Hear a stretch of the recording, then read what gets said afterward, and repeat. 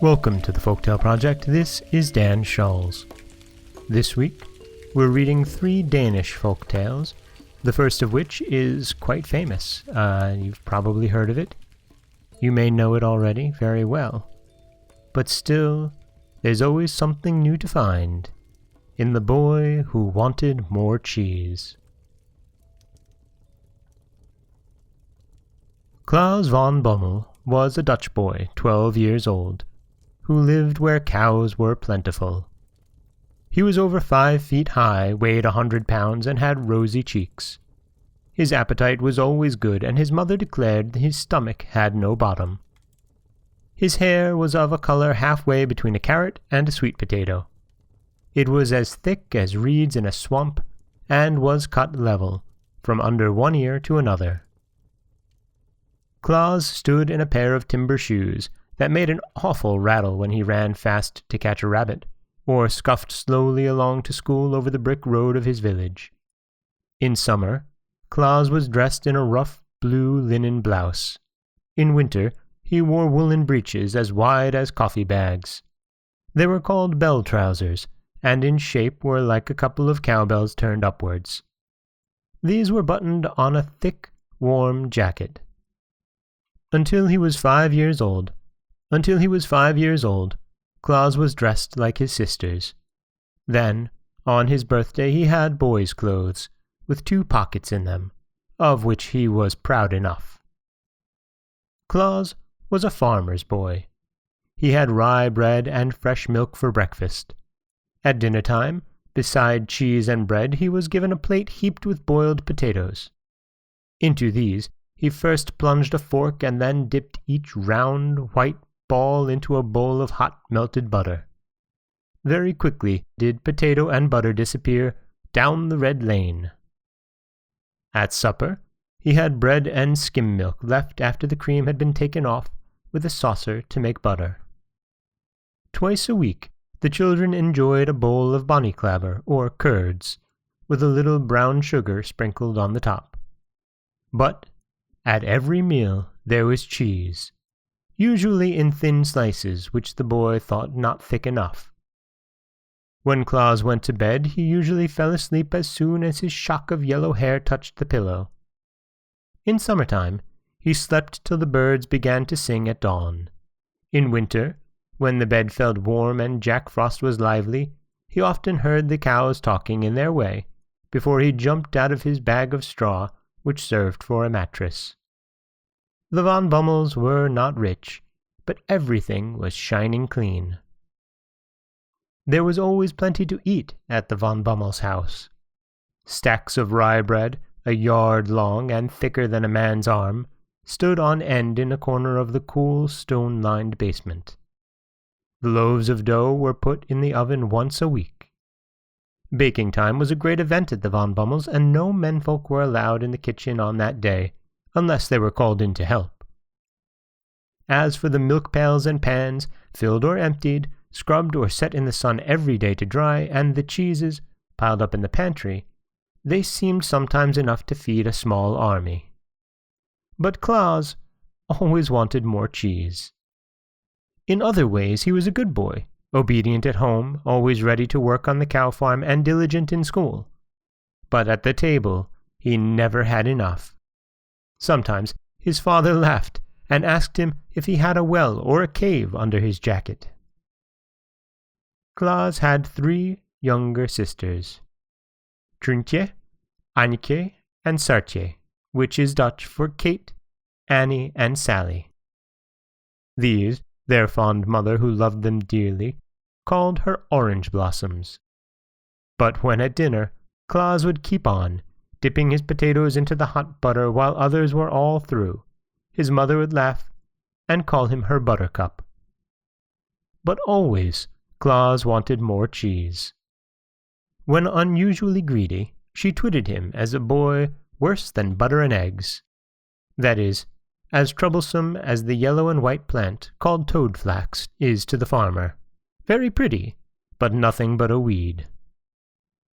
One summer's evening, after a good scolding which he deserved well, Klaus moped and, almost crying, went to bed in a bad humor.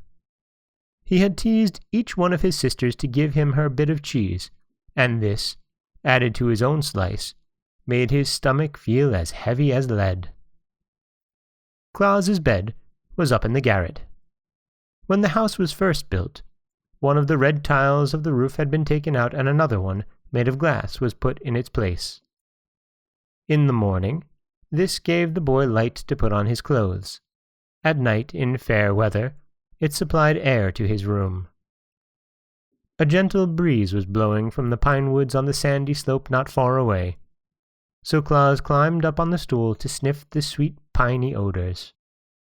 He thought he saw lights dancing under the tree. One beam seemed to approach the roof hole, and coming nearer played around the chimney. Then it passed to and fro in front of him. It seemed to whisper in his ear as it moved by. It looked very much as if 100 fireflies had united their cold light into one lamp. Then Klaus saw that the strange beams bore the shape of a lovely girl, but he only laughed at himself at the idea. Pretty soon, however, he thought the whisper became a voice. Again he laughed so heartily that he forgot his moping and the scolding his mother had given him. In fact, his eyes twinkled with delight when the voice gave this invitation. "There's plenty of cheese. Come with us." To make sure of it, the sleepy boy now rubbed his eyes and cocked his ears. Again, the light-bearer spoke to him. "Come!" Could it be? He had heard old people tell of the ladies of the wood that whispered and warned travelers. In fact, he himself had often seen the fairies ring in the pine woods. To this, the flame lady was inviting him. Again and again, the moving cold light circled round the red tile roof, which the moon, then rising and peeping over the chimneys, seemed to turn into silver plates. As the disk rose higher in the sky, he could hardly see the moving light, that had looked like a lady, but the voice, no longer a whisper as at first, was now even plainer. "There's plenty of cheese. Come with us." "I'll see what it is anyhow," said Klaus, as he drew on his thick woolen stockings and prepared to go downstairs and out, without waking a soul. At the door, he stepped into his wooden shoes. Just then, the cat purred and rubbed up against his shins. He jumped, for he was scared, but looking down for a moment, he saw the 2 balls of yellow fire in her head, and knew what they were. Then he sped to the pine woods and towards the fairy ring. What an odd sight!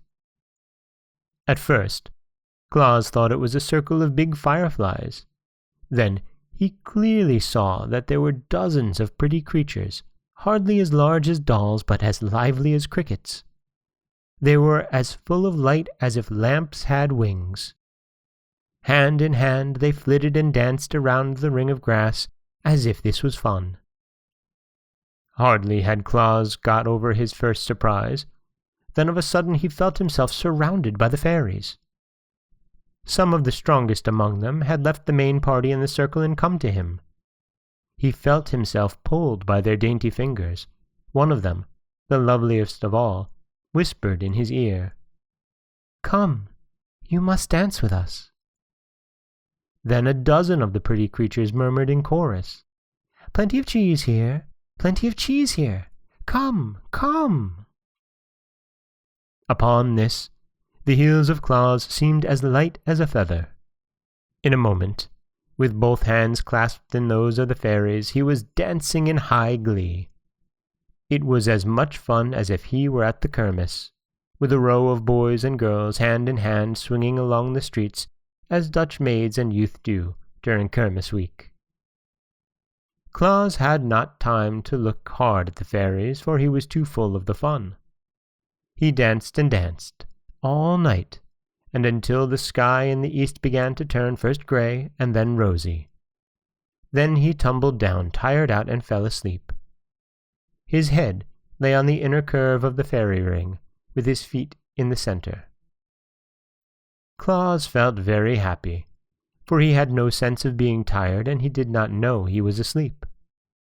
He thought his fairy partners who had danced with him were now waiting on him to bring him cheeses. With a golden knife, they sliced them off and fed him out of their own hands. How good it tasted! He thought now he could and would eat all the cheese he had longed for all his life. There was no mother to scold him, or daddy to shake his finger at him. How delightful! But, by and by, he wanted to stop eating and rest a while. His jaws were tired. His stomach seemed to be loaded with cannonballs. He gasped for breath. But the fairies would not let him stop, for Dutch fairies never get tired. Flying out of the sky from the north, south, east, and west they came, bringing cheeses.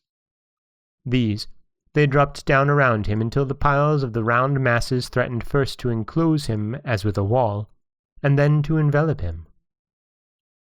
There were the red balls from Edam, the pink and yellow spheres from Gouda, and the grey loaf-shaped ones from Leyden. Down through the vista of sand in the pine woods he looked, and oh, horrors! There were the tallest and strongest of the fairies, rolling along the huge, round, flat cheeses from Friesland. Any one of these was as big as a cartwheel, and would feed a regiment. The fairies trundled the heavy discs along as if they were playing with hoops. They shouted hilariously as, with a pine stick, they beat them forward like boys at play. Farm cheese, factory cheese, Alkmaar cheese, and to crown all, cheese from Limburg, which Klaas could never bear because of its strong odor. Soon, the cakes and balls were heaped so high around him that the boy, as he looked up, felt like a frog in a well.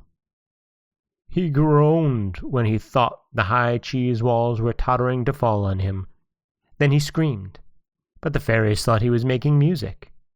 They, not being human, do not know how a boy feels.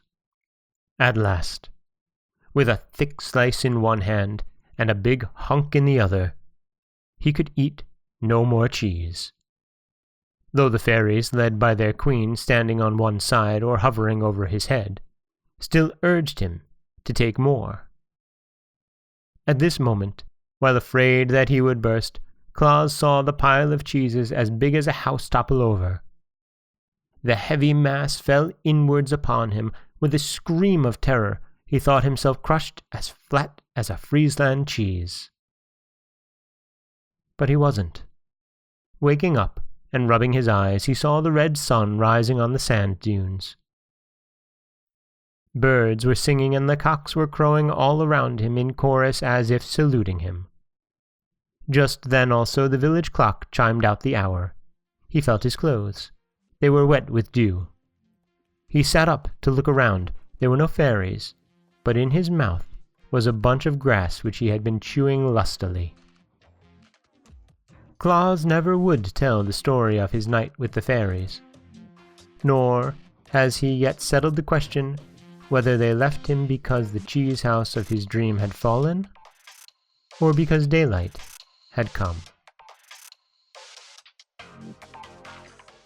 And that is the Dutch folktale of the boy who wanted more cheese.